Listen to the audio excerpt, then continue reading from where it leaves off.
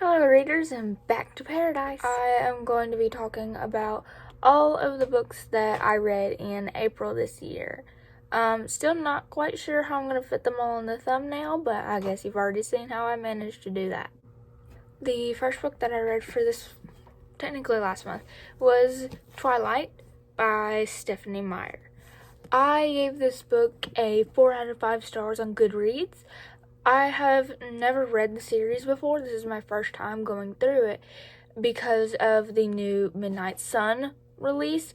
I really wanted to read that, so I figured I might as well go ahead and start on the Twilight books. This book, I thought it was okay.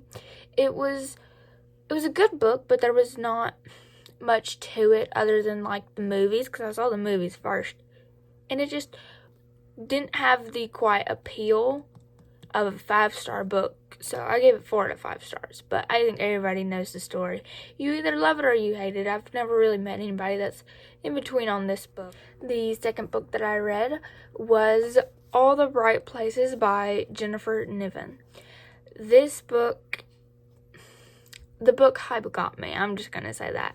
I saw the movie when it came out on Netflix, and then I found the book at one of my local stores, and I figured I would read it, and I thought that I would absolutely love it. This is a story of Finch and Violet, two kids that just find their way of life through each other. It does have triggers for suicide, but it does have some romance in it. I gave the book 2 out of 5 stars. I didn't really enjoy it.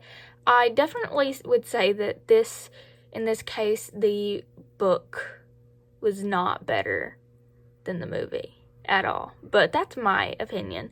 It was a nice story, but it wasn't my type, even though I do love romance.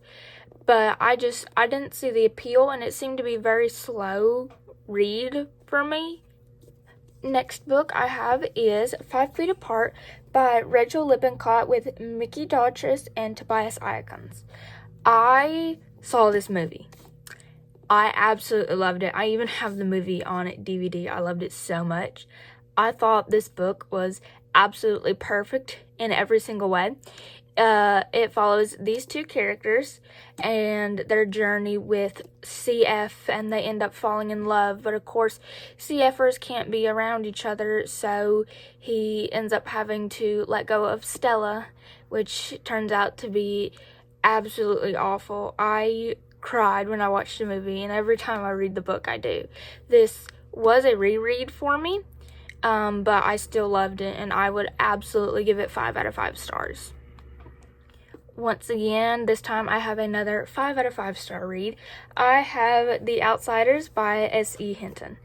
This book is absolutely my favorite book in the world. I've read it 3 or 4 times, and I just can't get enough of it. It is this amazing story about Pony Boy and his journey with his, I guess, gang, you could say, but it's really just his friends, and kind of a coming-of-age story, a great young adult novel, and I would definitely recommend it to everybody. The story is just so heartwarming. I read this book for the first time in school, and of course, like I said, I loved it, so I went out and got me a copy. I'll never ever get tired of this book, and I absolutely love the deckled edges on it. I think that gives the book so much more character. Next is Big Sky Summer by Linda Lael Miller. I absolutely love this author. I have read several of her books. I love her writing style and just everything about the way that she can come up with stories. This book was a 4 out of 5 stars for me. It follows these two characters and their journey of her being a pop star, I guess you could say, but for country music, and him just a regular old cowboy, and they had 2 kids together, and they're trying to figure out what they should do. Guess you'll just have to read the story to see what they end up doing about the kids and all that. But I thought it was just a nice cowboy story. I love cowboy books, and 4 out of 5 stars for sure. Good book. I forgot to mention this in the last clip, but this book was also part of the readathon, the stay-at-home readathon that I participated in. I sadly did not finish it, but I had other books that I really wanted to start, and it just didn't fit into the category of what the challenges were going to be and all that, but I still tried. The next book that I read for it was The Wizard of Oz by L. Frank Baum. This book, I don't even know what to say. I hated it. Like, absolutely hated it. I've never seen the movie The Wizard of Oz, but I hated the book. I gave it 2 out of 5 stars, but honestly, that was being really generous. I think I only really gave it that rating because of it just being a classic story, and I felt like I had to read it, but not my kind of book. It was very repetitive, and I don't like that. I don't like things that are repetitive, and it just wasn't my kind of story. I'm not all about fairy tales and all that, but this book is just no. Next book is You're My Hero, Charlie Brown by Charles M. Schulz. This book is so cute. I don't know about you, but I love the animated cartoons that are always out every year for Thanksgiving and Christmas and Halloween and all those fun holidays of Charlie Brown. I think it's lovely. I gave the book 4 out of 5 stars. It's a good book, but it's just not 5 out of 5. It wasn't like a favorite book ever. But I thought it was sweet. It's got red stained edges, but from the wear and tear, it kind of looks orange, but it's okay. It is a graphic novel type book, so I did finish it very quickly, and I did finish the book in one night. The last book that I read in April was A Wanted Man, a Stone Creek novel by Linda Lale Miller. As I've previously mentioned in this video, I absolutely love the author.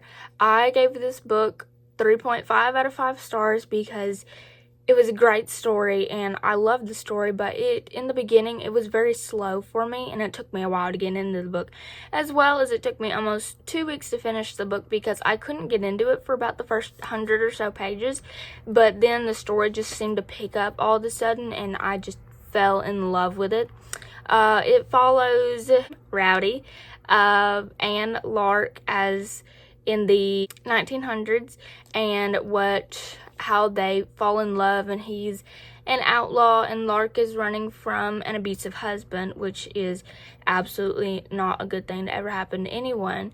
But of course, they fall in love because it's just a genuine cowboy story, and it was a very, very nice read. Thank you so much for watching. These were all of my books that I read in April. Kind of hard to get them up, but thank you so much, and I'll see you next time.